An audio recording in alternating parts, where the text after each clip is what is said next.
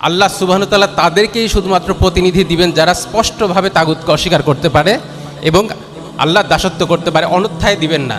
অস্পষ্ট কথা বলে মনের ভেতরে আমি অস্পষ্ট কথা বলবো যে না আমি গণতন্ত্র এই সেই হেন তেন এইভাবে কথা বলে হবে না।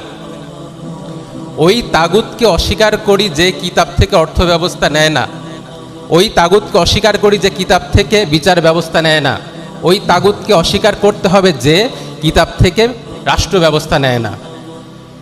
যদি গণতন্ত্রকে, সমাজতন্ত্রকে, সেকুলারিজমকে, নারীবাদকে স্পষ্টভাবে যদি অস্বীকার করতে না পারি, আল্লাহ সুবহানাহু ওয়া তাআলা আমাদেরকে আবার সেই সম্মান ফিরিয়ে দিবেন না। এটা স্পষ্ট কথা। কথা হচ্ছে আমরা ইনিয়ে বিনিয়ে কথা বলি, ইনিয়ে বিনিয়ে কথা বলে লাভ হবে না। তাদেরকেই আল্লাহ সুবহানাহু ওয়া তাআলা জিম্মাদারি দিবেন যারা আল্লাহ এবং তার রাসূল সাল্লাল্লাহু আলাইহি সাল্লাম ব্যতীত অন্য কারো আদেশ মানে না। আমরা সেই জাতি যারা শুধুমাত্র আল্লাহ তার রাসূলের আদেশ মানি।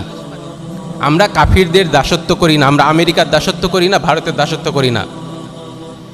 এই স্পষ্টতা আমাদের মধ্যে থাকতে হবে। যদি এই স্পষ্টতা আমাদের মধ্যে না থাকে তাহলে হবে না।